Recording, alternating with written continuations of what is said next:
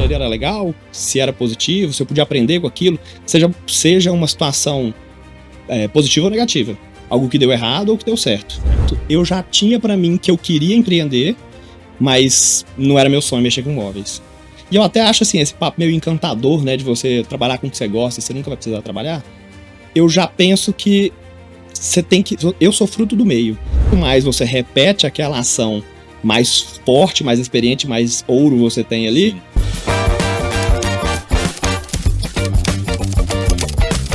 Senhoras e senhores, estamos começando mais um episódio aqui do nosso podcast oficial do Precisava Escrever. Essa história dava um livro. Hoje, mais uma vez, uma história de um super empresário. Agora eu vou explicar a história para vocês, mas fiquem aí que vale muito a pena conferir, assistir, aprender com esse grande convidado.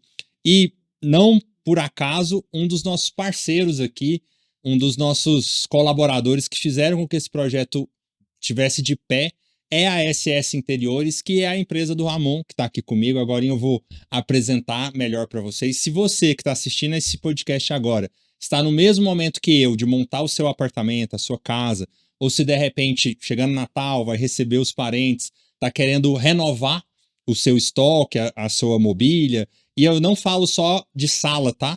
A SS Interiores tem escritório, tem quarto, tem sala, é a sua casa, o seu apartamento inteiro. Durante o nosso papo vai ter um QR Code aqui na tela, então você vai poder saber mais sobre a SS Interiores e hoje, mais do que nunca, saber a história dessa grande empresa desde o começo, conversando aqui com o CEO, com o proprietário. Além disso, quero agradecer também a Link Telecom, parceira nossa, parceira do Precisava Escrever, e também, falando de casa, né? Se você ainda está em uma etapa anterior e quer construir a sua casa, eu super te indico a Casa Scala, parceira desse podcast. Se você tem o sonho de ter uma casa em um desses condomínios fechados aqui de Goiânia e às vezes só tem 30% de entrada, é o suficiente. Fala com a Casa Scala, é o suficiente para começar a sua obra. Você vai escolher o seu lote, vai escolher o seu condomínio e a partir daí a parte burocrática, a parte chata da construção é com eles. Não é aquele tipo de casa feita, própria, única, não. Você vai poder escolher sua planta, então vale muito a pena conhecer mais sobre a Casa Scala. Vou aproveitar também para mandar um abraço para o Cicobi Unicentro, que é parceiro nosso, e para a B2, que sem eles a gente não teria esse escritório lindo feito aqui no Estúdio Sobis, o estúdio desse podcast que fica no Metropolitan aqui em Goiânia. Pronto, recado dado. Agora eu vou começar um super papo com esse grande empresário, que é o Ramon. Muito obrigado pela presença. Obrigado eu, cara. É uma honra poder estar aqui no seu podcast, poder contar um pouquinho da história aí da SS Interiores para essa galera toda. Vou contar pra galera. Eu não sei nem se eu cheguei a te contar toda essa história. Eu tô noivo, meu casamento é no ano que vem, e aí a gente vai receber o nosso apartamento agora no começo do ano que vem, e procurei em várias lojas aqui de Goiânia, e a gente chegou na SS por indicações de amigos, alguns influenciadores que eu conheço, a Brenda Queiroz, que é uma grande amiga legal, que fez campanha lá. Uhum. E aí o sofá que a gente apaixonou, a gente viu que tinha lá. Aí a gente visitou a loja, minha noiva ficou apaixonada, só que lá eu me surpreendi, porque eu já tinha passado na porta algumas vezes, a fachada é muito imponente, mas assim, entrar na loja é uma experiência ainda mais impactante, porque é muito grande, espaçoso, bonito. E eu, pela pouca experiência que tenho, me surpreendi com grandes marcas, móveis de assinatura, coisas assim, de um nível muito alto. Fiquei curioso com a história e perguntei para sua gerente lá, para Thaís, como que é. Ela começou a contar um pouquinho da sua história. E aí, quando a gente se conheceu, você começou a me falar do caminhar seu. Eu falei, não, Ramon, peraí. Aí expliquei, tem um podcast, vamos lá. Gostaria que você fosse lá para contar pra gente como é que começou. Então, aqui a gente gosta de falar sempre, começar de antes de você se tornar empresário. Falar um pouquinho da sua infância, queria saber se você é daqui de Goiânia, o que você gostava de brincar. E eu gosto muito de pensar assim, o que teve lá na sua infância que você acha que começou a construir esse empresário que você se tornou? Pô, que pergunta interessante, cara, gostei.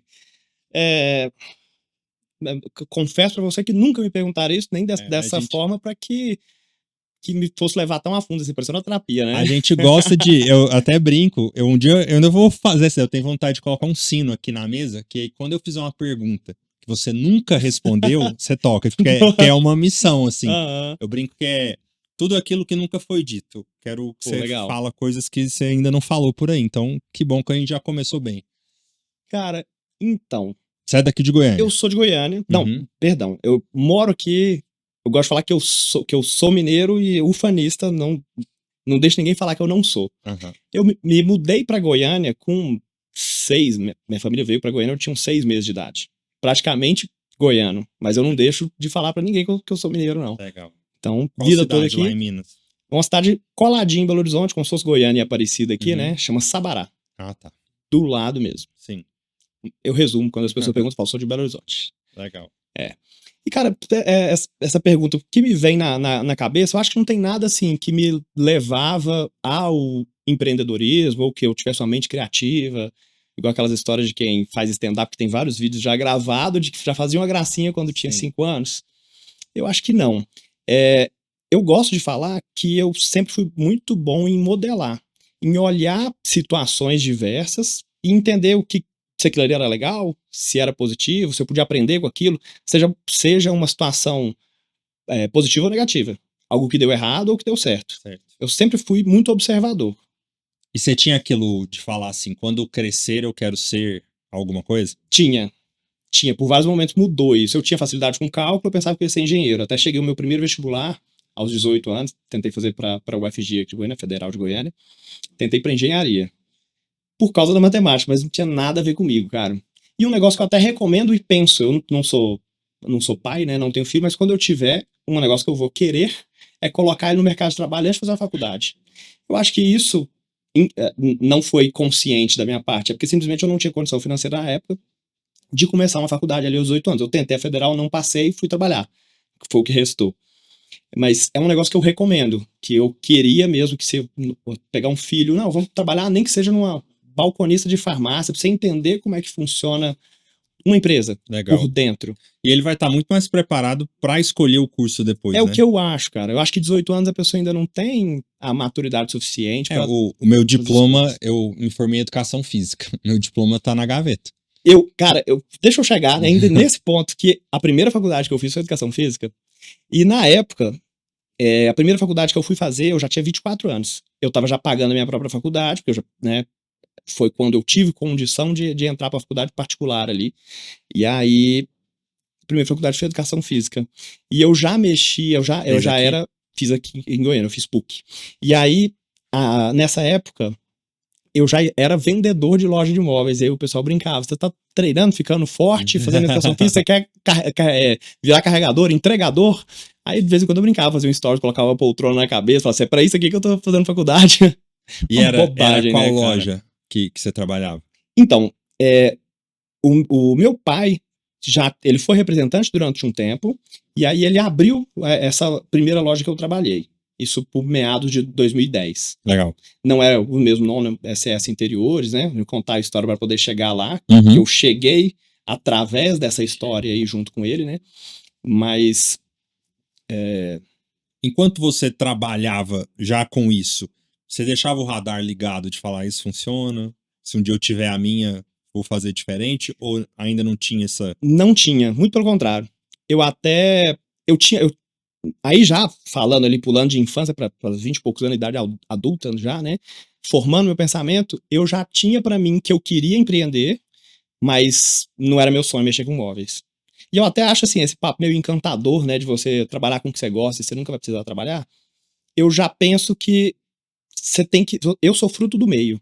E eu acho que você tem que estar atento ao seu redor, as portas que se abrem. Porque, pô, se meu sonho naquela época era fazer educação física, eu queria palestrar, pô.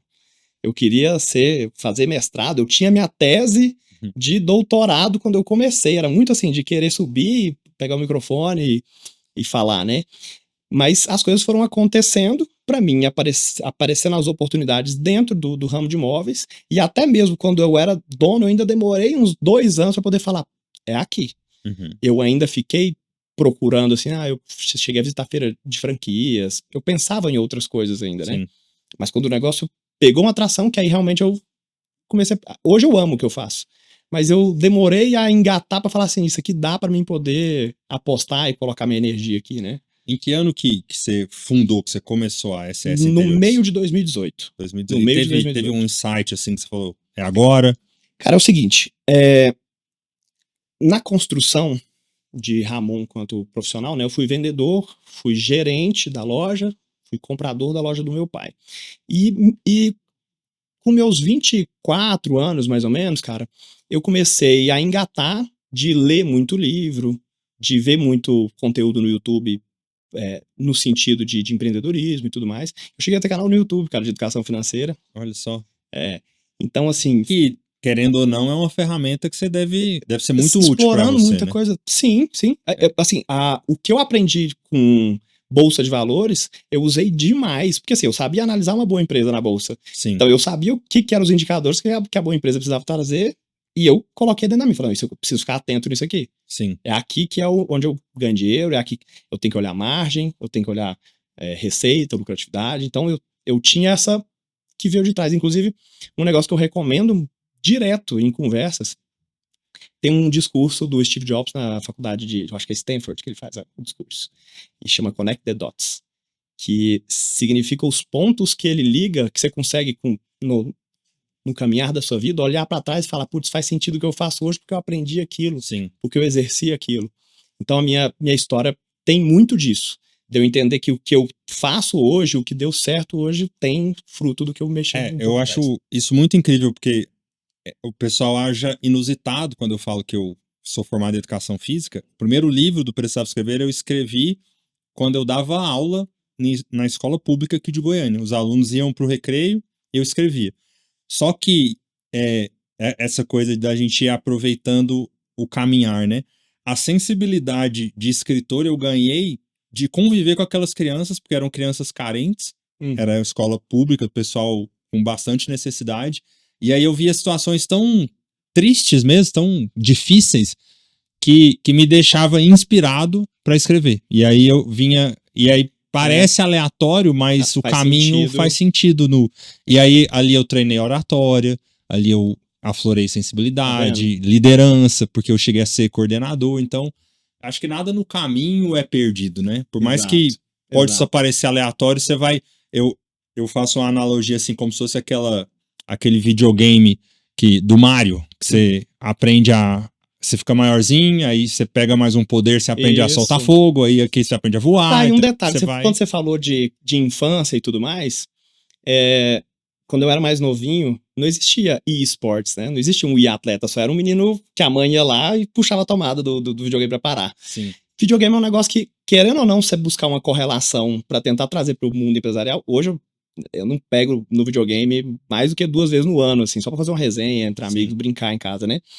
Mas eu acho que aquele negócio de você entender que quando você mata o bichinho, você ganha experiência e ganha ouro, e quanto mais você repete aquela ação, mais forte, mais experiente, mais ouro você tem ali. Sim. Você jogava, você lembra o videogame assim, o jogo que você gostava? Cara, eu sempre chamo MMO, né? Aqueles jogos que são de online de RPG, que tem essa negócio de você ganhar experiência enquanto mata os monstros. Eu acho que isso tem isso da minha infância, eu acho que é a primeira correlação de eu entender assim, falar, não, cara, tem a ver com o crescimento profissional e um pouco aquilo ali, um pouco de viagem, mas... Não, tem uma analogia que eu acho fantástica com esses joguinhos de videogame, que é, às vezes, você tá ali, galera mais nova vai achar a gente maluco falando isso, mas o pessoal mais da nossa idade vai entender. Tinha a primeira fase ali do jogo, e aí você chegava no final, tinha um chefão. Lembra dos chefões, né? Pra você passar pra segunda. Isso. E aí você fica ali muito tempo descobrindo como é que você enfrenta.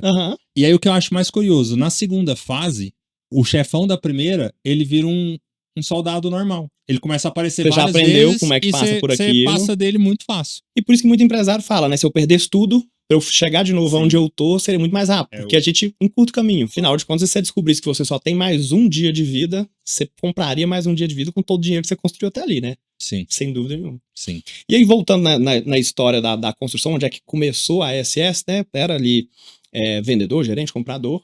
Então, na loja do seu pai, você na loja vendia, do meu pai, você escolhia as peças para comprar? Também. Eu vejo muito vendedor, por exemplo, de carro, falar que você ganha dinheiro na compra.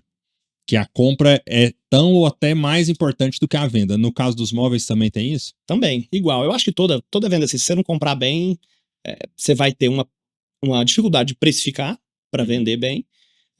E no final, existe sua equipe de venda precisa comprar aquilo, você precisa estar atento ao que o mercado quer. Então, tudo tem correlação com o preço, não tem dúvida. Existe um olhar apurado, assim, de olhar aquilo vende, aquilo é bonito? Claro, claro. Porque deve ser difícil você gostar e aí chega na loja não vende. E eu acho que a Hoje pessoa é de sucesso, difícil, ela cara. tem esse olhar, né? Isso, exato. Agora, né, eu com 15 para 16 anos de experiência com isso daí, já fica muito fácil eu olhar e saber o que vende e o que não vende. Sim. Mas você estava falando, né? Você estava trabalhando com seu pai? Isso, e aí, cara, eu tava, antes de vir para esse podcast, eu tava até pensando na história, e eu lembro que eu tinha um caderno, cara, que eu queria ter isso escrito, porque eu lembro que eu perdia noites de sono, cara, pensando em como é que eu abordaria meu pai para falar que eu queria sair, porque apesar de eu, em um dado momento, eu tocava aquele negócio ali, eu tinha experiência para poder empreender fora, mas como é que eu falava pro meu pai que eu ia sair, que eu não me sentia o dono, e que eu queria ser dono de alguma coisa? Cara, isso foi um Na cabeça de conflito. seu pai, você ia tocar o negócio. Não sei, ele nunca chegou a expressar essa vontade, não. Mas na minha cabeça existia uma agonia. Entendi. Cara, eu preciso ter um negócio que é meu. Eu preciso. Então essa vontade começou a vir depois desses 24 anos, Sim. com um pouco disso de leitura. E aí a gente tava conversando antes do podcast aí, você até citou aí de novo o Flávio Augusto, né? É louco, né, cara? Você vê umas histórias de sucesso de empreendedor assim, você fica, cara, eu vou ser igual, vou sair abrindo no primeiro ano 30 lojas e tal. Então tinha muito isso, né? Eu queria, porque eu sabia que aquilo ali, por mais dedicação que eu tivesse, nunca seria de fato meu, né? Eu achava, pelo menos. Então, nesse caminhar profissional, eu comecei a estudar e analisar outras coisas, outros meios para sair dali. E aí conheci um amigo que tinha loja de sapatos, calçados, que me convidou, eu fui analisar. Teve um outro que me chamou para mexer com loja de biquíni. É um cara que já tinha sei lá, umas 7, 8, 9 lojas já. Ele me convidou, falei, cara, isso aí parece legal. A gente andou ainda procurando pontos.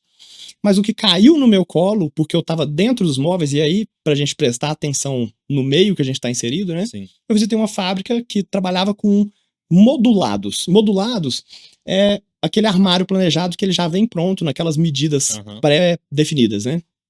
E era assim, na época, com pouca opção de medida, vamos falar assim. Não era que era ruim, não. Era como tinha um custo-benefício melhor, ele era mais limitado. Porque hoje existem vários desses tipos de planejado que já tem pré-pronto, que são excelentes, mas na ocasião esse negócio não encaixou para mim. Eu visitei 1, 2, 3, 4 clientes com essa marca, que eu resolvi integralizar ela dentro da loja na época. Na loja do meu pai eu integralizei essa. E aí fiz curso para poder fazer projetos e tudo mais. E aí esse negócio não fluiu. Mas eu percebi que tinha um negócio ali, que foi meu primeiro empreendimento, que eu comecei a mexer com móveis planejados.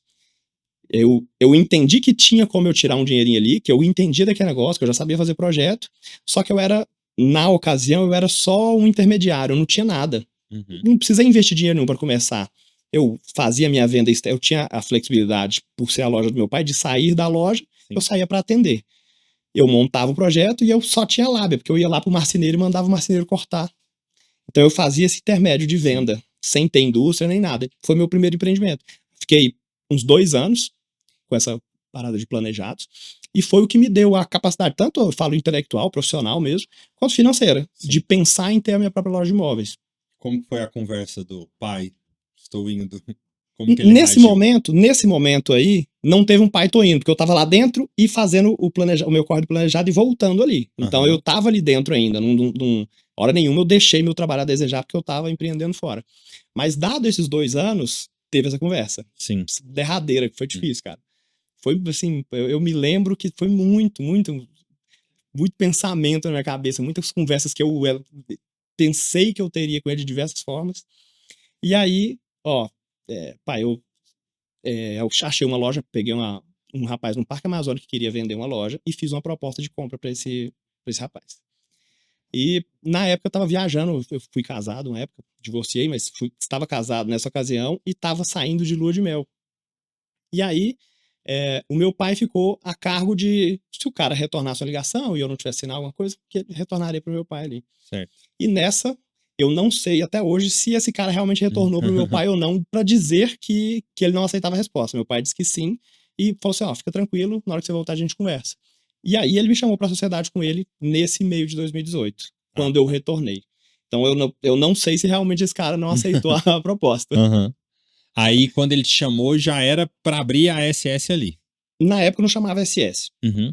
Eu não vou lembrar agora, cara, acho que foi Casa Atual, que era o nome, nessa ocasião aí. Aí, com a ideia do Flávio Augusto de abrir 30 lojas, no meio de 18, entrei pra sócio com ele. Em novembro de 18, abri a segunda loja. Em março de 2019, abri a terceira loja. E nessa que eu abri a segunda loja, porque eu achava que quanto mais portas eu tivesse, mais gente ia me ver. Uhum. Hoje, como eu tenho uma experiência já se tratando de internet, canal de aquisição online, que é infinito as possibilidades, né? Eu não penso mais em ficar colocando um monte de porta, assim. Essas 3 eram a atual e mais 2? Não, é porque essa segunda, ela foi colocado o nome de Sofá e Silla, que é sofá e cadeira em espanhol. Um nome que eu achei que fazia sentido. E uma logomarca que eu tinha que tinha o nome SS. Mas esse nome era um nome errado, difícil, as pessoas não sabiam falar, mas elas correlacionavam o SS na fachada, e aí falava SS, é da SS, quando ligava no telefone. Então, foi acontecendo o SS ali, a partir dessa segunda. Mas a primeira ainda chamava Casa Atual, e eu fui e regredi dessas 3 lojas e voltei para uma só. Quando eu voltei para uma só, eu troquei a fachada e coloquei SS Interiores. Provavelmente isso aí foi pandemia, 2020, que eu comecei esse projeto SS Interiores. Vocês cresceram muito, né? Assim, 5 anos, muita coisa aconteceu, eu imagino. E de 2020 para 2025 foi realmente muito acelerado. A gente, fora totalmente da regra, a gente cresceu 30%, 40% todos os anos até 2025, e esse 2025 agora a gente deve crescer 100%, cara, comparado ao 2024. É uma... Depois desse podcast aqui vai ser 150. Ah, vai. Que é a parte mais difícil do seu negócio? É gente. E eu acho que é a parte mais difícil que é o de todo mundo. Mas tem algo cara, específico do mercado para quem tá assistindo e sonha em ter uma loja de imóveis? O que você não pode errar? Na compra, que você citou, isso é fato. E tem um negócio que eu escutei a Cris Junqueira, que é a cofundadora do Nubank, fala um negócio que é fantástico. Que fala assim, não tem nada mais estratégico do que o operacional. Muita gente fala para o empresário que ele tem que ser estratégico, ele tem que ser tático e sair do operacional. Cara, o coração de um comércio de varejo é venda. Aquilo ali você não pode tirar seu olho. Perder a atenção no que realmente faz o negócio girar, que é o dinheiro vindo das vendas. Então, fundamental, você tem que prestar atenção naquilo ali. E hoje você consegue estar presente na loja com a frequência? O olhar tá... Meu olhar é 100%, e é até engraçado, né? Eu não fico em piso de loja, eu não atendo o cliente. Até das vezes que você teve lá, provavelmente a gente não se viu e tal. Não sei nessa, você imaginava que era a Thaís, que era a dona. Inclusive a Thaís, que é o rosto ali do Instagram, né? Eu imaginei que ela fosse pelo menos sócia ali, porque ela parece não, bastante. ela é sócia diretora, sim. Legal. Sim, ela aparece bastante. Hoje ela entrou, e essa história é curiosa também. Em 2019, quando eu tava para abrir a terceira loja, ela foi a primeira contratação que eu fiz. Ela entrou como auxiliar administrativo, aí ela virou vendedora, gerente, compradora também, e hoje ela é sócia-diretora. E eu acho que essa é uma habilidade de olhar para o seu time e ver potenciais, né? Você olhar para trás e falar essa... Um gestor competente para mim é como se fosse um técnico de futebol. Ele tem que entender a habilidade de cada um, colocar aquela pessoa no lugar certo para poder performar, sem dúvida nenhuma. É porque esse exemplo que você deu, o goleiro jogando de lateral, vai ser péssimo. Você vai demitir um cara achando que ele é ruim, mas ele só tá mal aproveitado. Exatamente. E é o mesmo passo que a Thaís, se ela não fosse estimulada a dar o potencial máximo dela, você ia perder uma futura sócia, um potencial que tava ali dentro da estrutura, né? É isso mesmo. E eu acredito assim, cara, se você tem uma capacidade de vender, pobre você já não fica mais. Mas se você já consegue criar equipes, treinar as pessoas para vender, aí você já começa a pensar, não, agora eu consigo ficar rico e exponencializar isso aqui, né? Sim. Eu tenho até um negócio que eu costumo falar de correlação matemática com isso daí. Se você sabe vender, é 1 mais 1. Se você vende você vende relógio, vende o primeiro relógio, você ganha R$1, você sabe que se você vender 2, você ganha R$2, então é só você vender mais. Sim. Mas a partir daí já vem multiplicação. Que aí vamos colocar 1 mais 2 para não dar um resultado igual, né? 1 mais 2 você tem 3. mais 1 vezes 2. Nossa, que matemática horrível que eu tô. Vamos no 10 mais 1, 11. Sim. 10 mais 2, 12. 10 vezes 2, 20. Pronto. Certo. Aí você já tá começando a criar a sua equipe de vendas, né? Sim. Matemática, eu falei que eu era da matemática financeira e bolsa, Não, e agora dá uma dessa aqui. Então, trazer raciocínio. pra correlação aqui da melhor forma. E aí, depois disso, cara, se você sabe treinar para ter vendedores, você tá aqui na posição de gerente, e aí você aprende que você pode também ensinar aquilo enquanto gerente para ter alguém que faça o papel de gerente, você já vem pro o exponencial. Uhum. Você já coloca aqui aquele, já não é mais 10 vezes 2, é 10 elevado a 2, aí já é 100. Sim. Então você já começa a multiplicar de uma maneira de conseguir alcançar um resultado muito maior. Então a primeira habilidade é venda, mas depois é gerir pessoas, com certeza. E esse equilíbrio de estoque é um desafio para vocês de não faltar, mas também não ficar com o estoque ali parado? Cara, sem dúvida é. A gente ainda não teve nenhum problema com relação a isso. Eu sou totalmente bootstrap, assim, hoje o que a gente fez até aqui foi totalmente reinvestindo. Pra você ter noção, eu comecei a retirar algum dinheiro da empresa para 2024 para 2025. Realmente foi 100% dedicado. Teve meses eu não consegui, não. Deu nem fazer retirada, né? Eu realmente teve uma situação, por exemplo, que eu tinha um carro, eu vendi o carro e eu me sustentei com o dinheiro daquele carro durante o tempo, sem precisar retirar ali da loja. Então, o máximo que eu podia pegar aquele dinheiro e reinvestir, porque eu sabia que não existe investimento em bolsa de valores, que eu não posso acreditar mais numa empresa da bolsa que na minha empresa. Eu tenho que entender que tem mais retorno lá. Então, eu sempre reinvesti muito. Então, eu não cheguei no patamar de ter um erro tão grande ou algo que me afetasse com relação a estoque, de ter um produto parado durante muito tempo. Mas nesse momento, a gente está inventariando pela milésima vez, sempre, isso é um processo frequente mesmo, mas agora a gente já está com uma consciência, uma maturidade. Hoje a gente já tem Power BI, que é um sistema um pouco mais eficiente na leitura de dados, e a gente desenhou já a curva ABC de produtos. Então a gente já consegue ver aquele que está com produto que está mais tempo parado, aquele produto que vende mais, e começa a melhorar isso. A gente fez, e a gente é muito bom, principalmente com assim, toda humildade dizendo isso, né? A gente é muito bom com internet e promoções, a gente sabe se aproveitar daquele canal. Então, todas as vezes que a gente precisou limpar o estoque, tirar peças que não vendia, a gente foi efetivo. Então, por isso a gente não chegou a ter esse problema. E a gente já está desenhando para que isso nunca aconteça mesmo, tendo o BI bem desenhado, com dados, curva ABC e tudo mais.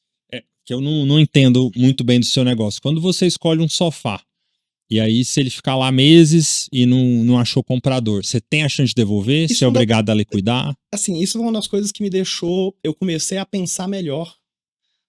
Como eu falei para você, eu fiquei olhando para outros negócios durante muito tempo, mesmo quando eu era dono. Mas depois de analisar tantos outros negócios, eu comecei a perceber o tanto que imóveis era o melhor para mim, para estar ali. Móveis não tem sazonalidade, móveis não tem moda, móveis não tem... Assim, tô generalizando. Obviamente que feiras vêm, lançamentos vêm, tem coisas estilos, ficam né? antiquado, mas aquilo não estraga, não é perecível. E também não vai ter um dia que o ser humano fala, sofá não mais, É, mesa de por jantar. mais que aquele sofá, por exemplo, eu tenho um sofá lá que, nossa, encalhou aqui de uma maneira, põe um preço nele, ele vai sair, porque você quer só trocar e resolve o problema, entendeu? Sim. Não vai existir no estoque um problema que não vai estragar, como seria no caso do biquíni, na loja de biquíni, tem isso, né, cara? Coleção, aquele tecido já não vende mais, aquele modelo já não usa mais. O sofá demora para a moda trocar. Sim. Não estraga, sim, a movimentação de galpão, é muito difícil acontecer alguma coisa assim. Então, é uma sorte, um negócio que me colocou dentro do negócio que... Sim. O Lohan da Milk Moo, por exemplo, teve aqui, e aí ele falou uma coisa que me marcou, que foi assim, que antes ele vendia sapatos. E aí o cara vai lá, compra um sapato dele, principalmente se for homem, que é mais sazonal ainda, e aí ele vai voltar ano que vem. No caso do sofá, numa mesa, não tem esse desafio? Porque se eu compro uma mesa de jantar, quando que eu vou precisar de outra? Você não entende o negócio, mas você tá fazendo uma leitura perfeita, é isso mesmo. Não existe...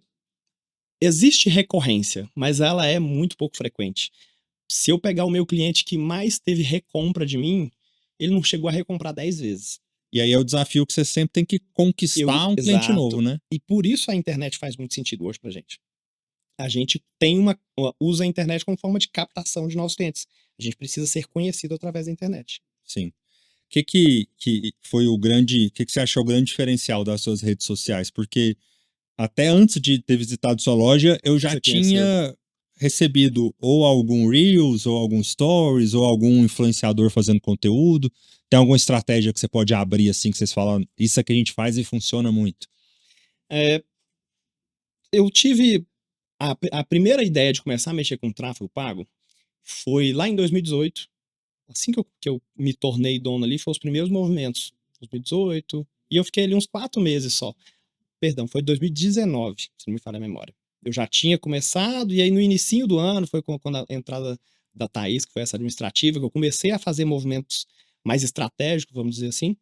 E eu fiz e entendi o que todo mundo no ramo de imóveis acaba entendendo fazendo tráfego. É difícil, o padrão de imóvel que a gente vende qualidade, né? Então é um produto que não compete em preço.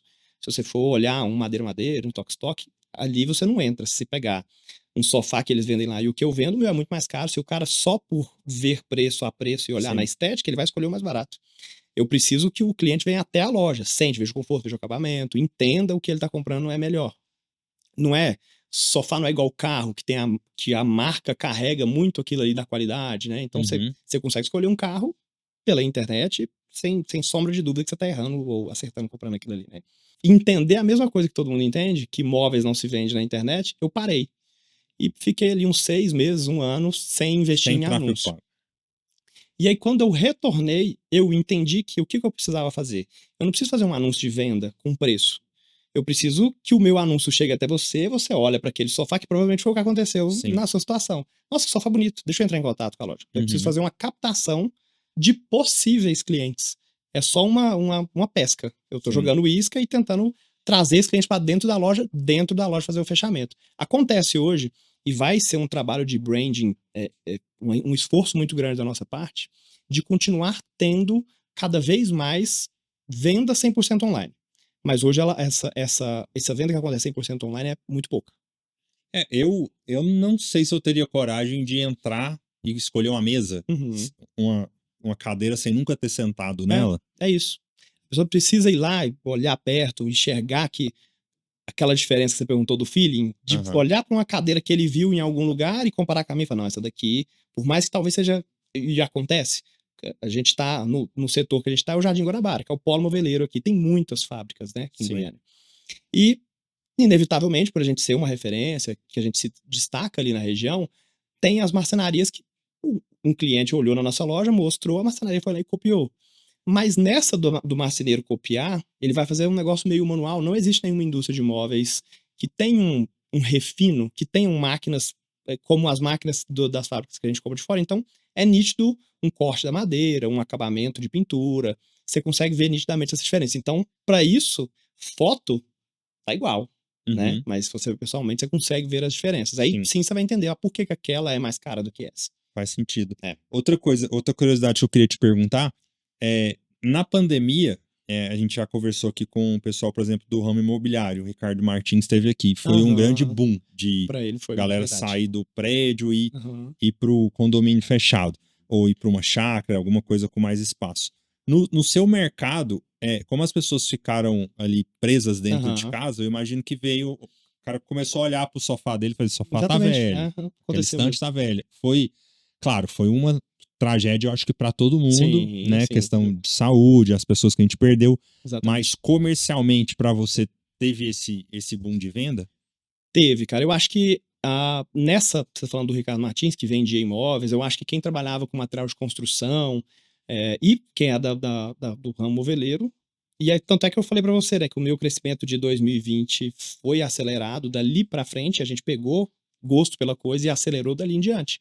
Teve uma correlação com a pandemia, sim. Eu acho que a pessoa, por ter ficado mais em casa, você imagina, aquele sofá que tava com a mola para fora lá, que sentava e incomodava, Sim. começou a incomodar mais, porque começou a sentar mais nele, né? Uhum. Da mesma forma, eu falo de material de construção, porque o cara olhava aquela rachadura na parede da casa dele, Sim. toda hora começou a incomodar. Então eu acho que tudo relacionado à casa, o apartamento que era apertado, o cara quis ir para casa, eu acho que tudo que trouxe para ele um incômodo foi de excesso de estar ali. Então o móvel veio veio nesse hype, nesse boom assim junto. E com certeza, como você falou, uma tragédia, mas vários comércios se beneficiaram, né? Sim.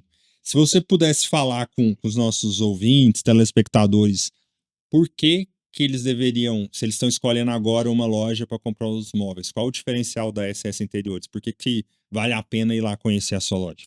Cara, falando um pouco de mim e trazendo para SS Interiores, falei dessa questão de modelar, né? Eu gosto de olhar para todos os possíveis benchmarkings, assim, né? Toda a loja ou o empresário ou qualquer situação que me provoque o que esse cara fez para poder dar certo? Por que aquele cara vende, né? Qual o movimento que ele está fazendo? Então, nesse sentido, desse meu olhar amplo de tentar acertar usando as melhores referências possíveis, eu apliquei tudo ali dentro da loja. Tudo que eu já aprendi, eu sei de que é possível, de que as pessoas deram certo e que funciona, e que os meus clientes. Por que o meu cliente, eu perdi venda em N momentos nesses 15 anos aí? Por que eu perdi? O que foi que aquele cara fez? Então eu vou tentar fazer também. Vou até contar uma pequena história que fez Sim. a gente. Você sabe que a gente trabalha lá com móveis exclusivos, assinatura, você até citou aqui no começo do podcast. E no comecinho eu tive toda a estrutura de fábrica. Eu não, né? Meu pai, quando eu trabalhava para ele. Assim que eu assumi como dono ali, eu entendi que aquilo ali era um rombo absurdo financeiro e já fui tentando me desfazer. Mas nesse comecinho a gente trabalhava com esse produto mais barato. E eu conquistei uma cliente que ela comprou a minha mesa e falou assim: Ramon, você tem noção em números? Uma mesa que custava 2.990. Eu fiz uma venda de 2.990 e perdi uma venda de 12 mil. A cliente que era minha falou assim: eu queria demais comprar de você, mas sua cadeira não me atende. E eu tinha cadeirinha, tipo assim, de 199. Uhum. E aí ela comprou uma cadeira de 1.000 e pouco, cara. E eu fiquei louco com aquilo. 1.000 e pouco, vezes 8, 10 mil reais, 12 mil reais de cadeira. Eu vendi 2, a cliente era 1.000, eu podia ter vendido 14. Sim. Putz, nessa hora eu falei, cara, eu preciso colocar uns negócios diferentes aqui. Eu preciso trazer uma mercadoria. Eu não posso perder esse tipo de venda, que era totalmente minha ali, né? No marketing digital a gente fala da esteira de venda, que eu acho que funciona, que é o cara quer gastar 100 reais, eu tenho, 1.000 reais eu tenho, Pronto. 10 mil eu tenho, 1 Pronto. milhão eu tenho. Isso. Então, chegamos aqui ao ponto. Eu tenho lá o produto, uma cadeira simples. A gente tem produto do A ao Z, vamos falar assim, produto mais barato, aos produtos que estão dentro das lojas de boutique, mais de grife, assim, aqui de Goiânia. Então, a gente consegue ter o mesmo produto e, óbvio, oferecendo num preço competitivo. Eu não tenho uma loja gigante, nem estou num bairro super inflacionado, meu aluguel é mais barato. A gente tem uma estrutura, por causa desse excesso de. Eu acredito muito no meu negócio, eu invisto muito no meu negócio, eu tenho uma estrutura muito robusta para poder tentar chegar onde eu quero, né? Sim. Mas mesmo assim, isso não me impede de manter uma margem de lucro mais enxuta para tentar ainda manter a raiz nossa. O que é a nossa raiz? A gente começou ali no Jardim Guanabara como fabricante. Quem ia para o Jardim Guanabara antigamente, hoje tem 2 lojas lá, mas quem ia antigamente ia procurando preço. Então a gente mantém essa raiz ainda de ser competitivo em preço. Sim. Só que a gente foi entendendo, quando tinha um cliente ou outro que a gente perdia por falta de uma mercadoria de uma qualidade, de um padrão mais alto, que a gente tinha que trazer isso. Mercadoria com qualidade melhor, mercadorias exclusivas, e aí a gente foi fazendo parcerias. E tem aquele negócio de quem chega primeiro bebe água limpa, né? Essa percepção minha veio rápido. Então eu comecei a conseguir acessar esses fornecedores antes que os meus vizinhos percebessem isso, porque os vizinhos todos ali também eram fabricantes. Então a gente foi fazendo visitas em indústrias e foi agregando para o portfólio essas fábricas primeiro que todo mundo. Sim. Tem uma pergunta que a gente faz para todo convidado que eu queria te fazer, como a nossa label ali é essa história dava um livro, no Sim. livro da sua vida e da sua caminhada. O que você me diria que foi o seu fundo do poço, assim, o momento mais difícil que você enfrentou, como você saiu de lá e que aprendizado que você trouxe? Cara, você lembra da gente ter comentado aqui que eu, por modelar, aprendo tanto com situações ruins quanto boas, né? Uhum. O meu crescimento ali enquanto adolescente, eu vi meu pai teve uma inconstante, ele fica rico, fica pobre, fica rico, fica pobre. Sim. E ali para os meus 14, 15 anos, ele foi para um nível que, assim, eu não cheguei, eu não cheguei a passar fome, não, eu passei vontade, né? Vamos Sim. falar assim.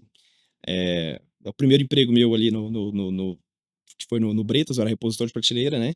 Eu me lembro que na minha caminhada voltando, Saindo do Bresco, ganhava R$500 por mês. Saindo ali na caminhada do Bresco, eu passava de frente a um pit dog e na época, cara, um X-tudo com suco era R$9,99. Tinha promoção, a faixa lá, eu não tinha R$9,99 pra poder comer, porque eu não podia. Então, ali, cara, entendendo que... E esse erro não era meu, entre aspas, né? Eu tava começando a minha vida, eu não tinha essa noção. Eu não podia carregar essa responsabilidade nessa idade que eu tinha. Mas eu entendi que eu não podia falhar e errar nos mesmos pontos que eu vi o meu pai errando. Então, isso foi um baita aprendizado. E eu tenho muita sorte, e eu sou muito privilegiado, que talvez eu seja uma das raríssimas pessoas que eu não tenho, que não tô te falando, é uma história de crescimento, né?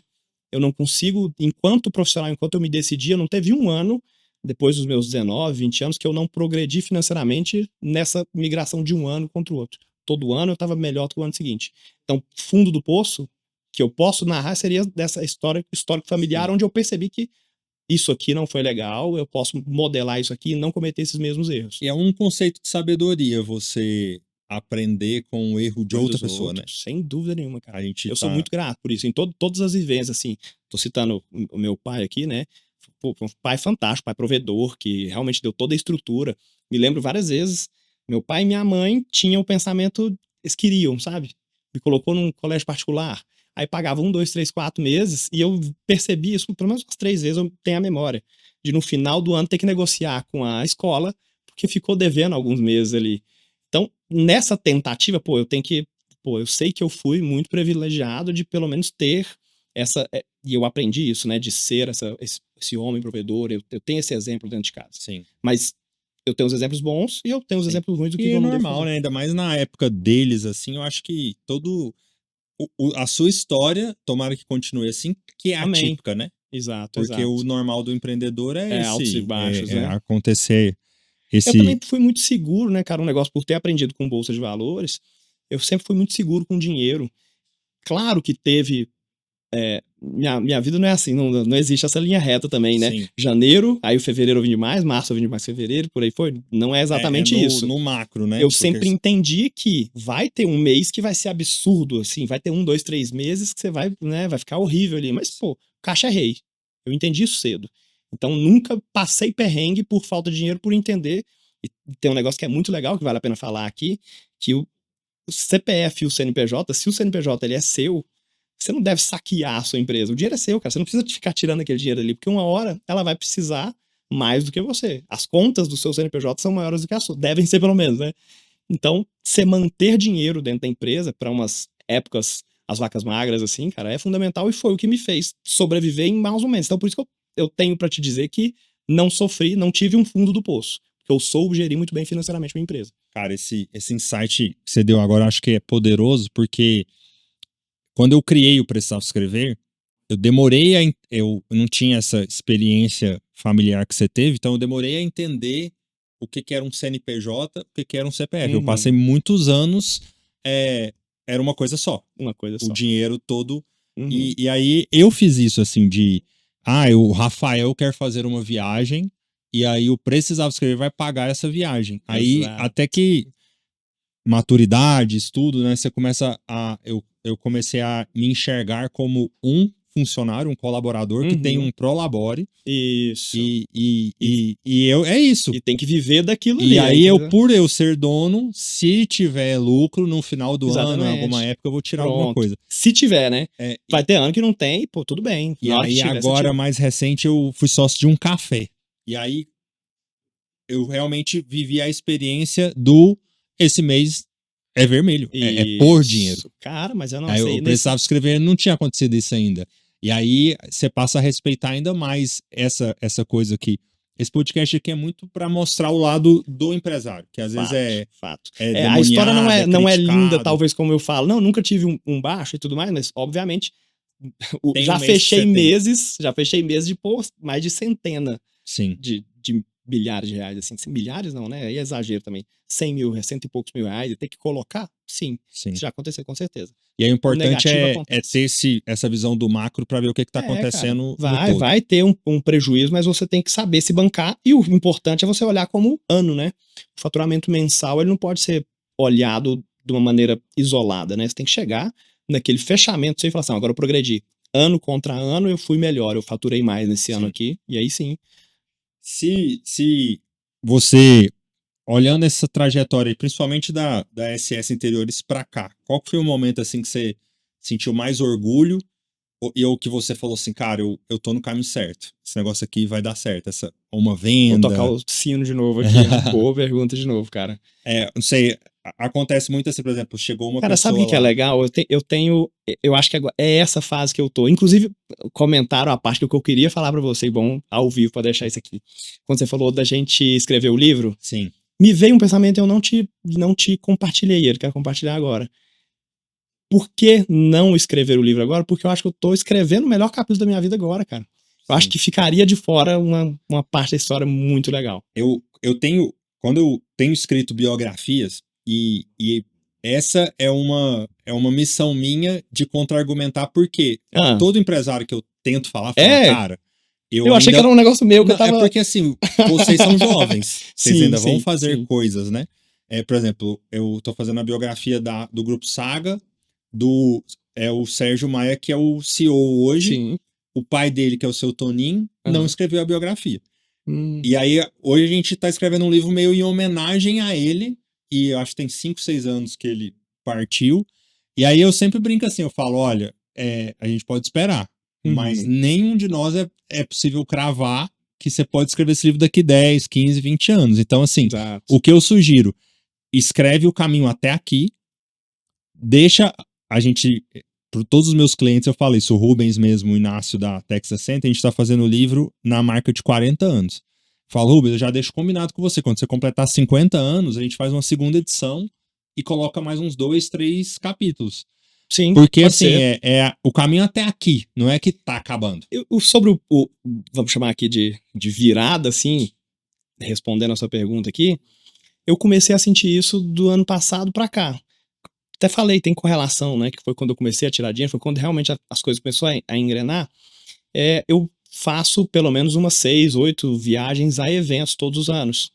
E a gente começou a ser reconhecido. E mais do que esse ser reconhecido, é muito legal. Pô, enquanto fabricantes lá do Jardim Guanabara, a gente tinha fama de copiador. Tô te dizendo que quando eu levo um móvel, tem um marceneiro do meu lado que copia. Uhum. Então eu tinha vergonha quando eu ia. Tem a principal feira do ramo moveleiro em São Paulo, chama Bimate. Eu tinha vergonha, cara, porque tinha lá Jardim Guanabara escrito embaixo. A pessoa, ela falava, de onde você é? E batia o olho assim, eu tinha. Porque existia uma fama Tinha, de cara. copiador. Então, a virada de chave foi, começamos a ir pro evento e hoje os fornecedores querem estar na minha loja. Os fornecedores vão atrás, liga, tem aquela correria de onde é que você tá, vem aqui, me visita, senta aqui. Sim.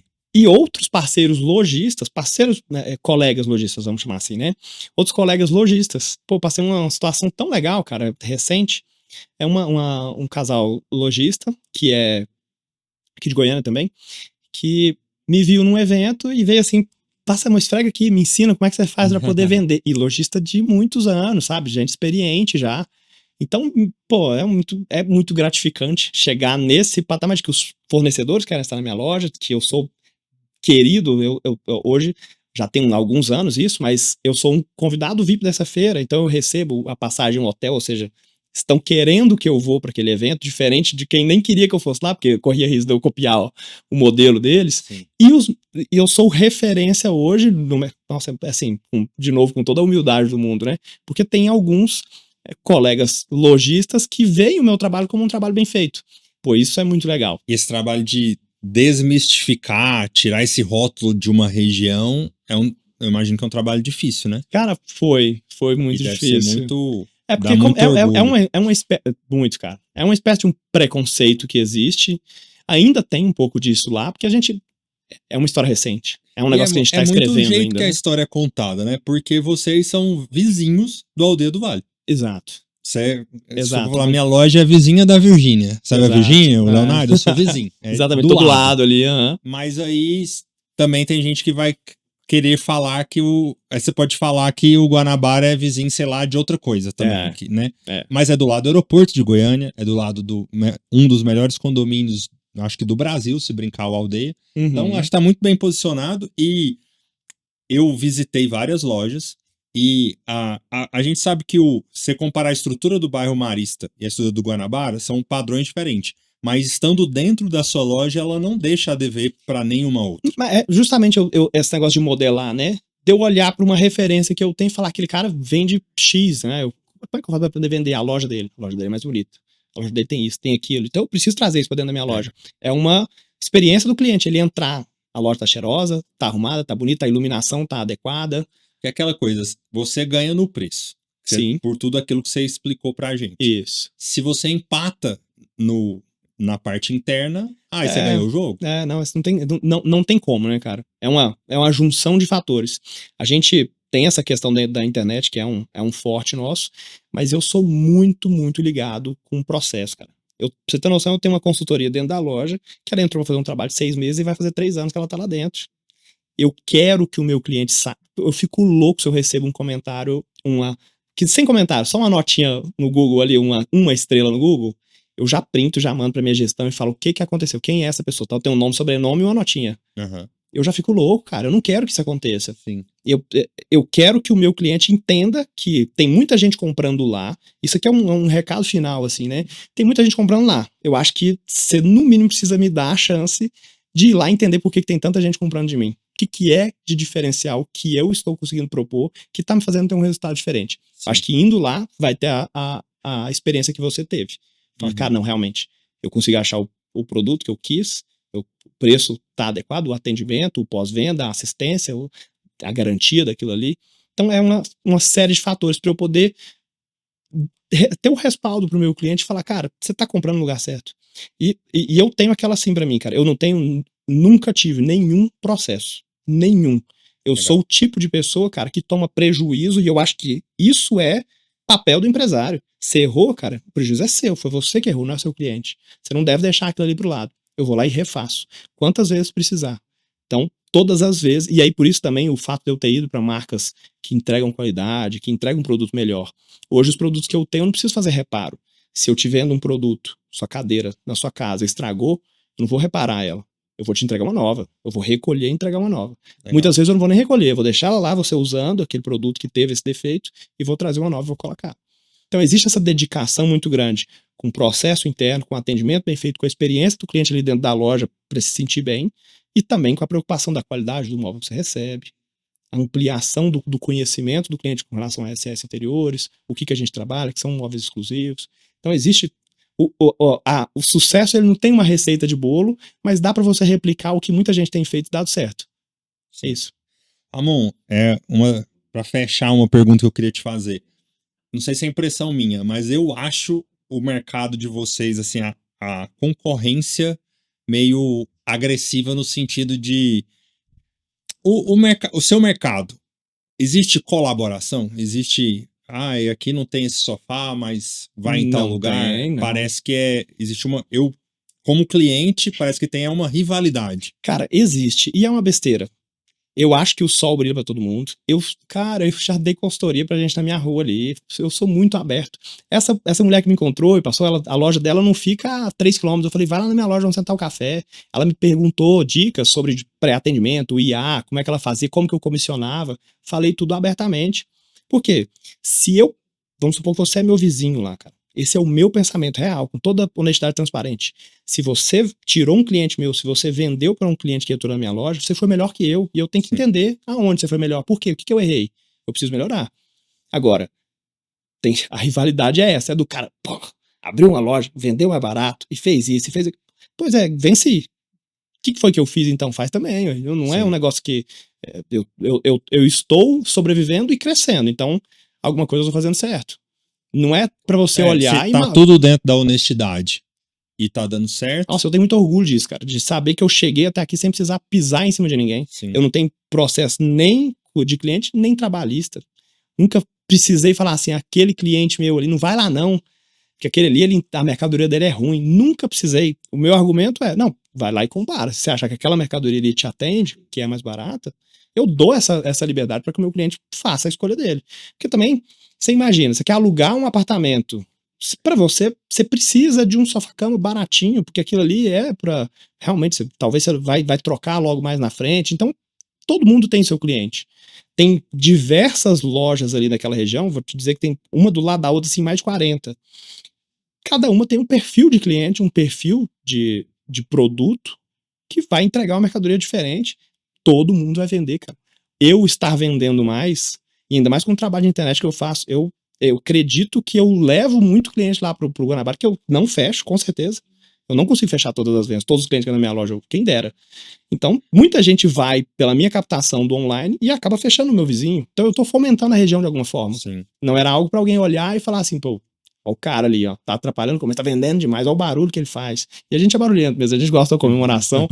Mês passado a gente contratou uma carreta furacão, cara, pra passar brincando lá. Então, assim, eu acho que o sol é pra todo mundo, cara. Todo mundo vai vender, não tem que ter a rivalidade, mas existe, você tá certo. Eu não sei quando que as pessoas que estão aí do outro lado da tela vão assistir essa entrevista, mas no momento que a gente tá agora, tá rolando uma Black Friday.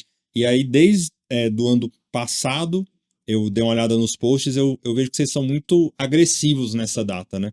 Esse ano também tá assim? Muito, cara, muito. É porque assim, a Black Friday, principalmente, a gente já vem há uns 3, 4 anos acreditando muito nessa data, por ser uma data que o faturamento realmente vem, né? Tem muito cliente que espera, represa o comércio ali em outubro, uma compra em outubro, para poder o cara fazer em novembro para a expectativa de comprar mais barato, e isso realmente é verdade.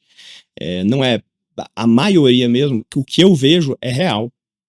Eu espero para poder comprar na Black Friday. Eu vejo Black Friday. Existe Black Fraud? Existe. Existe gente que finge que tá fazendo pelo dobro da metade do preço. Uhum. Existe. Mas eu acho que na maioria dos casos você consegue aproveitar uma boa oportunidade. O que tá rolando?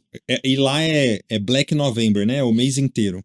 Justamente por esses 4 anos a gente já vinha acreditando, a Black Friday já se tornou um negócio que a gente já tem uma preparação de 2, 3 meses anteriores a novembro. A gente já faz uma compra programada lá no meio do ano com a intenção de que, se eu comprei mais barato, eu vendo mais barato. A gente já negocia carga, já chega um produto num preço descontado. Então, tem o quê? Tudo. É a loja inteira. Existem os produtos daquilo que eu falei que a gente é muito bom, daquele produto que tá parado, que a gente vai tirar da loja, mas existe produto que tá em linha também, que a gente acaba fazendo uma compra melhor na indústria, ou só uma estratégia agressiva mesmo. Da nossa parte, nem sempre a indústria apoia. A gente não tem um sistema cooperativo de indústria que ajuda a gente a fomentar esse tipo de promoção. Essas exclusividades que a gente faz, essas parcerias que a gente tem com a indústria, fortalece a gente no sentido da gente ter uma mercadoria que o meu vizinho não tem. Mas nem sempre preço é uma alternativa que eles usam para ajudar a gente a vender. Acaba a gente tendo que absorver em margem mesmo, reduzir o preço para poder ser agressivo. O cliente vai com a expectativa de encontrar o preço mais baixo e a gente vai estar. Sem dúvida, também o cliente ele demora a fechar a venda no ramo de imóveis. Não é uma decisão que você toma de impulso, um móvel que é um preço mais caro. Então, caro não, né? Que é muito dinheiro, vamos falar assim, né? Porque em comparado à média, se torna barato. Um bom negócio. Então, o cliente que está ali pesquisando há 1, 2 meses, se a minha promoção for falsa em novembro, ele vai falar, uai, eu tô olhando isso tem 1, 2 meses, é o mesmo preço? Vocês estão de brincadeira. Aí dá-lhe comentário no Google, que é o que eu não quero. Então é por aí. A gente tem realmente faz umas promoções bem agressivas mesmo. Se ainda der tempo, vocês podem aproveitar que a gente com certeza tá fazendo umas loucuras lá. Ramon, aqui a gente tem um quadro que a gente sempre finaliza o nosso papo, que como a brincadeira que é a sua história, essa história dava um livro, a sua história, a história da SS Interiores com certeza daria um livro incrível, ainda vai se tornar. Eu vou te fazer perguntas e aí eu queria que você respondesse com a primeira palavra, a primeira pessoa que vier na sua cabeça. Nossa, tá? Bate pronto assim? E eu vou falar uma besteira aqui, hein? Ramon, se a sua história fosse um livro, quem seria o herói? A primeira palavra, tá vendo? Eu tô com medo de falar besteira. E ó, a brincadeira é assim, exemplo, você falar meu pai, você não vai poder falar pai nas próximas. Sim. Entendeu? Então utilize bem seus créditos. Posso pensar pelo menos? Posso pensar pelo menos pra responder quem que é o meu herói, cara? Pessoa que te inspira, pessoa que te dá coragem. Cara, é assim, fico até com receio de falar isso, mas é porque a primeira pessoa que me vem na cabeça é eu mesmo, cara. Porque eu sou muito orgulhoso do que eu consegui fazer, da onde eu vim, o que eu passei e vivi, e falar, cara, não, Eu acho justo. Eu não tinha um networking, sabe, cara? Eu não tinha a quem me ajudar. Eu não tive amigos que compraram na loja pra me ajudar. Então, isso essa trajetória do empreendedor que começa sozinho e eu, assim, é pesado, cara. Eu acho que, assim, não há outra pessoa, lógico que eu tenho referências, eu citei aqui o meu pai, minha mãe, cara, minha mãe é sensacional, aquela pessoa, assim, que apoia em qualquer decisão, mas eu sei que o mérito, e inclusive esse era um dos meus motivos, eu tinha isso como vontade, era aposentar os meus pais. Eu queria dar esse conforto para minha família. Legal. Então, não tinha como. O resultado não vir de mim. Eu sempre me cobrei muito, coloquei muita responsabilidade em mim. Então, eu me admiro muito hoje. Eu tenho muito orgulho do que eu consigo fazer. E se essa história fosse um livro, qual seria o seu maior medo? Ficar pobre de novo. Pobre de novo. Isso é horrível. Quebrar. Maior inspiração. Maior inspiração? Uma pessoa? É. Maior inspiração? Ou uma das maiores, não vou botar essa pressão de ser o maior, não. Quem tiver na cabeça foi uma pessoa que te inspirou, uma trajetória que te inspirou. Cara, hoje, pessoas que eu admiro bastante, eu fiz G4 no início do ano passado, né? Eu admiro muito o Thales Gomes, o Alfredo. São pessoas que eu tenho como referência. Legal. Trilha sonora. Uma música que você escuta assim, parece que te inspira, fala de sua vida, te dá paz. Ou uma coisa que você tá escutando no carro agora que... Tô tentando lembrar o nome da música, cara. Tem uma música que eu tô escutando muito agora. Você lembra do cantor? O Emicida, mas assim... é porque tem algumas... Eu lembrei de outra, que eu não tô lembrando dessa que eu tenho escutado bastante, mas tem uma outra que ele canta assim, olha lá, um outdoor com o meu nome. Sim, esse é Projota. É Projota, né? É. Nossa, fãzaço do cara. Não, mas essa música parecida. É porque é muito parecido, ó. Moleque de Vila. Moleque de Vila, né? Do Projota. Eu acho que todo empreendedor, toda pessoa que tem uma história arrepia, né? Eu tenho um post no meu perfil pessoal que é a primeira vez que eu fui palestrar em Aracaju, foi a primeira vez que eu vi um outdoor com a foto minha. Aí eu tirei uma foto e mandei pra minha mãe. Eu falei, mãe, aquela música que eu gosto, tipo, eu esperava esse momento. Eu acho ela muito inspiradora. É muito, cara. Eu não tive outdoor com a minha foto, né? Mas o nome da minha empresa num outdoor, eu também fiz essa mesma coisa, de tirar uma foto e falar, caramba. Não, isso aí as o pessoas Projota que sabem foi que eu muito sou feliz, dono né? vão ver, né? E a nossa geração ainda é muito do outdoor, da capa de revista. Isso era sucesso. Talvez você falar pra um menino de 20 anos, ele falar, ai, caguei pra outdoor, mas... Não, mas hoje é participar de um podcast, né? Tá aqui, pra gente, o outdoor... Pra mim é muito satisfatório estar gravando isso aqui hoje, cara. Eu gosto de contar a história. Mas esse lugar aqui, você conquistou ele. Você tá na prateleira dessa galera que tá vindo aqui. Obrigado, cara. Com certeza. Fico feliz. Ramon, se a sua história fosse um livro, qual seria o seu grande amor? Minha mãe. Sua mãe. Como que é o nome dela? Cida. Dona Cida. Um beijo pra minha mãe aí, deve estar assistindo. Com certeza, minha mãe... Mãe assiste tudo, né? Ela vai assistir do... Ela que comenta tudo, curte tudo no meu Instagram. Minha mãe é assim também. Cenário favorito? Uma cena que não sai da sua cabeça. Velho. Um lugar que não sai da sua cabeça. Como eu comecei a ganhar dinheiro do ano passado, né? Eu comecei a poder vivenciar algumas coisas. E eu tenho um vídeo no meu Instagram que eu gravei, cara. Foi a primeira vez que eu vi a neve, a primeira vez que eu fui para os Estados Unidos. E aí eu fui no Central Park. Legal. E tinha uma mulher, exatamente na hora que eu filmei, assim, passando aleatoriamente, uma mulher fazendo como se fosse aquelas bailarinas de caixinha, dando piruetas, assim, passando. Eu falei, caralho, que momento mágico, cara. E assim, iguais... Nevou? Você pegou neve lá? Nevou. E não nevava há 2 anos, foi muito... Nova York não é tão fácil assim de você pegar. Cara, em momentos iguais a esse, eu comecei a viver depois e abrindo até para mais de uma resposta do que você falou. A primeira resposta que me veio é essa, sem dúvida. Mas, cara, viver esse tipo de coisa, eu amo viajar. Eu vi aquele balé das águas em Dubai. Sim. Cara, também era outra coisa que eu olhava pro lado e falava, olha onde é que eu tô. Eu andei de bicicleta em Amsterdã esse ano, cara. Andando de bicicletinha dentro do Vondel Park.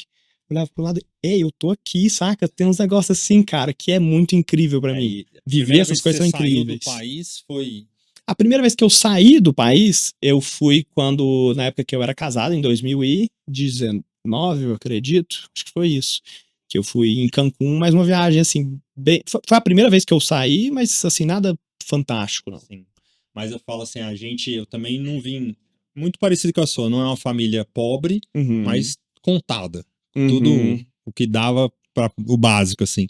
Primeira vez que eu saí do país, eu tinha 28 anos, já foi com o dinheiro que eu ganhei do Precisava Escrever. E aí hoje, pouco mais de 10 anos depois, eu conheço 39 países. 39, cara, que inveja de você. 39. Eu acho que eu tô no meu 13º, 14º. Eu fiz um desafio aí meio maluco. Não, mas deixa eu falar, 13º, 14º, e eu comecei a viajar no passado então, também, né? Tô acelerado. É viciante, cara. É muito viciante. Nossa, eu amo. E aí, eu fiz um desafio comigo que é assim, que eu queria chegar aos 40 anos com 40 países. E aí, eu faço 40 anos que vem. Então, tá fácil. Vai dar, aí, os 50 países. Então, 10 países por ano. Você tem que fazer 190 e poucos anos, então. A conta não vai fechar. Continuando, se a sua história fosse um livro, um dia inesquecível. Não posso repetir a mesma, tá?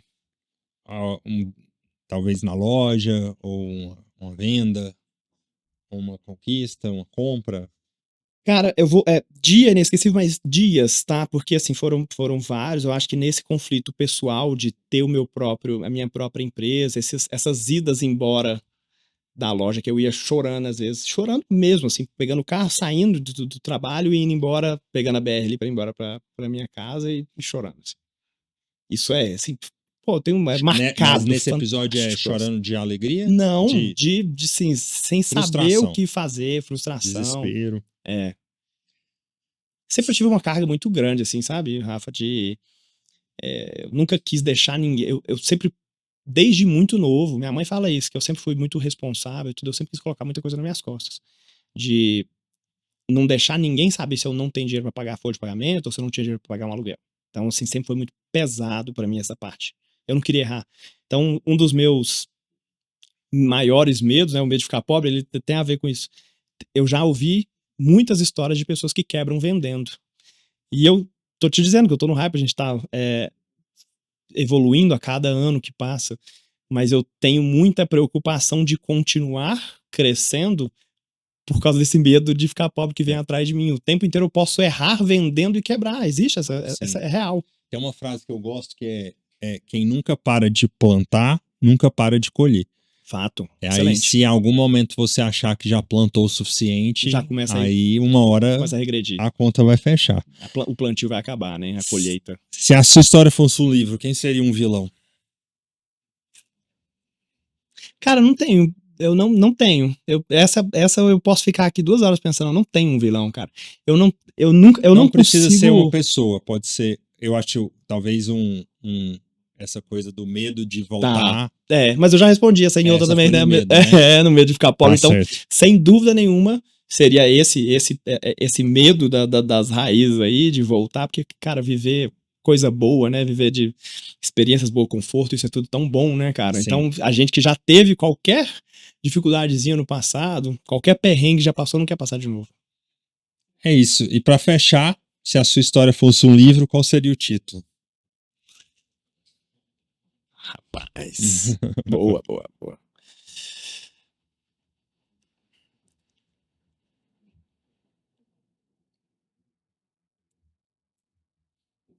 Cara, pode ser um subtítulo, assim, sei lá, SS Interiores, Henrique e... eu colocaria alguma coisa como... uma vida bem vivida. Eu tenho uma vontade de já estar com isso anotado.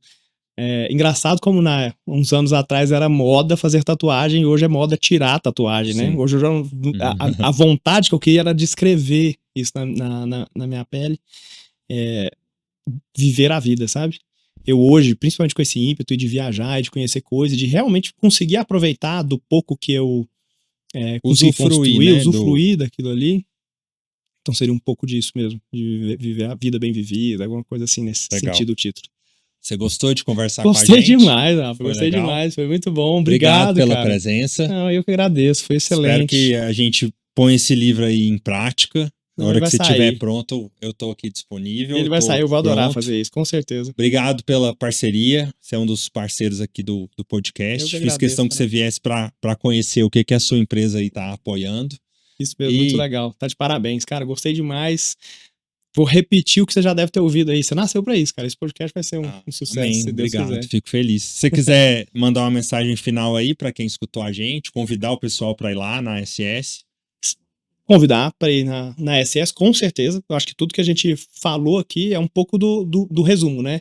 De os motivos do porquê, se você precisa de comprar móveis, escolher a SS Interiores.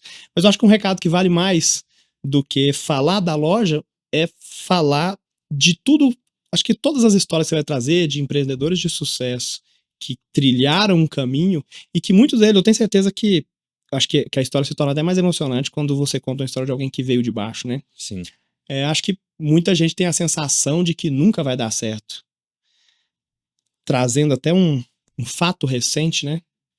Você sabe quem que é aquele Thiago Ticar, que vende carros do Instagram? Sim, já vi uns cortes. Ele fala que o cara, quando ele é emergente e ele compra uma Porsche, ele quer que o povo põe laço, estoura foguete e posta foto. O cara, quando ele já é rico de berço, aquilo ali já é comum pra ele nem quer, porque acha que aquela exposição ali vai até atrapalhar, né? E eu comprei uma Porsche no final do ano passado, né? Cara, isso foi um negócio tão maluco na minha vida, de ter aquela sensação de, cara, isso aqui é meu, né? Sim. Então, assim, o recado é, tipo, cara, não tem como você passar do lado de uma Porsche, e eu que era o repositor de prateleira, que tava ali ganhando 500 e poucos reais em 2009, eu que pegava ônibus, passar de ônibus, olhar pra uma Porsche que tá do lado e falar assim, um dia eu vou ter, a maioria das pessoas não, mas o que eu quero deixar de recado fundamental é, se você acha que você não pode, você tá certo, mas se você achar que você pode, você tá certo também. Você tem que almejar e tem que usar essas histórias inspiradoras, que muitas delas você vai contar aqui, como exemplo. Muita gente deu conta. Isso não é é muito real. Muita gente vai conseguir e vindo de histórias de muito piores do que a minha, eu tenho certeza. Um bom título aí seria essa que você trabalhava no Bretas de reposição, era tipo um estoquista? Era um estoquista. Tipo, de estoquista a Porsche? De estoquista a 1 milhão? Legal. Um bom subtítulo. O plot twist mais legal da minha vida é que, de empregado do Bretas, hoje o meu depósito ele fica de frente a um CD do Bretas. E que hoje eu estou, dentro dos meus projetos, alugar ou comprar aquele imóvel do Bretas. Olha que loucura, cara. Como é que a vida dá volta? Isso é bizarro, né? Incrível. A gente e o lote ele é extremamente maior do que o meu, realmente, para ser um centro de distribuição, porque como a nossa escala, a nossa venda é de internet, o meu caminho não vai ser a sair abrindo portas, né? E sim aumentar o meu canal de distribuição. Eu tenho que ter um despacho eficiente. E hoje, pensar que eu posso alugar ou comprar ali o imóvel que é do Bretas é um plot twist muito louco na minha vida, de ter trabalhado para eles e... Sim. Pô, então, inclusive, abraço aí se você trabalhou comigo no Bretas, ou você foi meu patrão no Bretas. Muito legal isso, legal, né? Demais. Mas você merece, eu tenho certeza que próxima vez que você vier, a gente vai contar as próximas conquistas aí. Amém. Eu acho que você tá num comecinho de um exponencial grande aí. Amém. Deus abençoe, que você esteja certo. Obrigado mais uma vez. Obrigado, vou despedir do pessoal. Bom, a gente tá terminando aqui esse super papo com o Ramon da SS Interiores. Hoje eu tô tendo a chance de agradecer um dos nossos patrocinadores aqui pessoalmente. Se você acompanhou essa conversa até o final, se dê esse presente, vá visitar a loja. E eu tenho certeza que, assim como eu, minha noiva, você vai se encantar, vai se apaixonar. Não pense que você vai chegar lá e olhar só um sofá, porque não, é impossível. Eu fui para comprar um sofá e a gente tá levando quase o apartamento inteiro. Vai acontecer com você também. Queria agradecer os outros parceiros que contribuem com essa jornada. Agradecer toda a equipe que está aqui atrás das câmeras do Estúdio Sobe. Agradecer ao Cicobi Unicentro, que é um dos nossos parceiros aqui, que também está sempre com a gente. A Link Telecom, Eduardo, que é o CEO, proprietário da Link. Estou te esperando aqui nessa mesa para contar a história da Link. E para você, eu sempre falo aqui, se você está uma etapa um pouquinho atrás da SS Interiores, que ainda é a hora de construir a sua casa, quero te indicar a Casa Scala. Se você tem o sonho de morar em um desses grandes condomínios fechados aqui de Goiânia, a Casa Scala é especialista. Só em um dos jardins que a gente tem perto aqui do escritório, eles estão construindo 11 casas. Então, assim, é uma empresa que está há mais de 10 anos aí realizando sonhos. Se você quer construir a sua casa, somente 30% de entrada, esse sonho vai se tornar real e a parte de construção é toda com eles, tá? Esses QR Codes que apareceram na tela são dos nossos parceiros, fiquem à vontade para entrar, conhecer o trabalho, e todos eles têm o nosso aval, têm a nossa indicação aí do Precisava Escrever. Muito obrigado a você que mais uma vez acompanhou esse episódio e daqui a pouco tem mais. Valeu!